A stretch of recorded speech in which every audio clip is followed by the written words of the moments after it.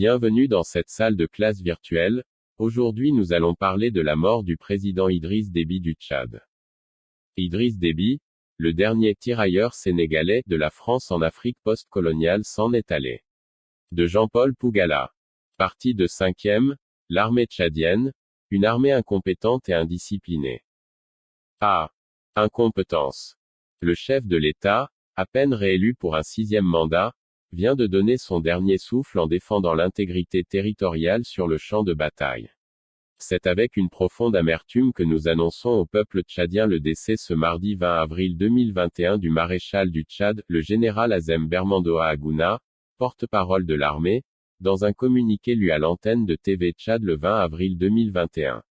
Le 23/4/2021, c'est la télévision publique allemande DW par son journaliste Blaise Daruston qui s'interroge. Tchad, Idriss Déby assassiné ou mort au combat. Et de citer l'opposant tchadien, Théophile Bongoro, préside du Parti pour le Rassemblement et l'Équité au Tchad PRET, qui affirme: la précipitation avec laquelle on a masqué cette mort et son inhumation avec la mise en place de ce conseil militaire de transition nous amène à dire qu'il y a quelque chose qui se cache derrière la mort du président Déby. Est-ce que la version officielle qui nous a été servie est la bonne? Parce que c'est un Tchadien qui est mort dans des conditions atroces. À en juger les images qui circulent sur les réseaux sociaux, nous pensons qu'il y a quelque chose d'autre qu'une mort survenue lors d'un combat. Incompétence dans la communication. Supposons que c'est le communiqué de l'armée annonçant la mort de Idriss Déby qui est vrai à 100%. Une vraie armée avec des généraux qui soient passés par des académies militaires basiques du monde entier, aurait appris quelque chose d'élémentaire qu'on enseigne dès la première année dans les écoles militaires. Dans toutes les communications, il faut avant toute chose tenir compte de l'humeur des troupes. En annonçant que le chef des armées est mort au front, tué par quelques miliciens, qui ont fait plus 1000 kilomètres dans le désert, jusqu'aux portes de N'Djamena et parvenir à tuer le chef des armées est un communiqué dévastateur pour l'humeur de n'importe quelle armée du monde. Car si l'armée n'a pas pu protéger le chef, cela veut dire que le soldat qui écoute le communiqué ne se sentira pas en sécurité.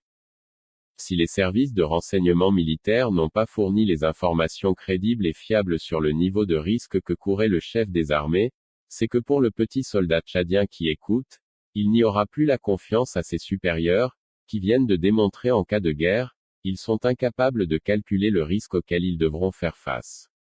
Le chef de l'État vient de donner son dernier souffle en défendant l'intégrité territoriale sur le champ de bataille. C'est un message qui ne veut rien dire. Est-ce le travail d'un chef d'État de défendre l'intégrité territoriale d'une nation? À quoi servent donc ces généraux? C'est une phrase dévastatrice quant à l'image de l'armée tchadienne. Incompétence stratégique. S'il a fallu que ce soit le chef de l'État à quitter son fauteuil présidentiel pour aller prendre une balle au front, que faisait donc le chef d'état-major de cette armée? Où était l'armée? On parle d'intégrité territoriale, en géographie et en stratégie militaire, lorsqu'on a à faire face à un danger provenant d'un État étranger et donc d'une possible confrontation entre deux armées de deux pays différents pour des disputes territoriales souvent frontalières ou alors lorsqu'il s'agit d'une force interne qui cherche à faire sécession, menaçant ainsi le morcellement possible du pays. C'est le cas par exemple en Ukraine, en Éthiopie et la question anglophone au Cameroun. Dans le cas du Tchad, nous n'avons aucun cas de ces deux options. Le chef de la faction rebelle mise en cause est le neveu du chef de l'État défunt. Donc, dans le cas du Tchad, on ne peut même pas parler de guerre civile ou de guerre tribale ou ethnique, mais de guerre familiale, car opposant des membres de la même famille. Vous venez de lire les 5% de la leçon. Les restants 95% plus 5 livres à télécharger sur l'histoire des mouvements armés au Tchad sont déjà disponibles à télécharger sur le site payant, www.pougala.net. Jean-Paul Pougala jeudi le 29/4/2021. Notez bien, sur la photo, l'homme à l'origine de tout ce problème du Tchad. Le premier président du Tchad Tombalbay.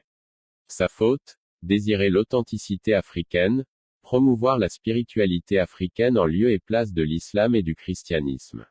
Il change le nom colonial de Fort Lamy en N'Djamena, il change son propre prénom de François à Negarta. Pire, il veut rompre les relations avec la France. Cette dernière juge qu'il est trop intelligent pour un Africain formaté au Mamadou et Bineta. Il est assassiné. La suite on la connaît. Sinon, si vous avez aimé la leçon, alors cliquez sur j'aime, abonnez-vous et surtout activez la cloche de notification pour être informé de nos différents cours virtuels.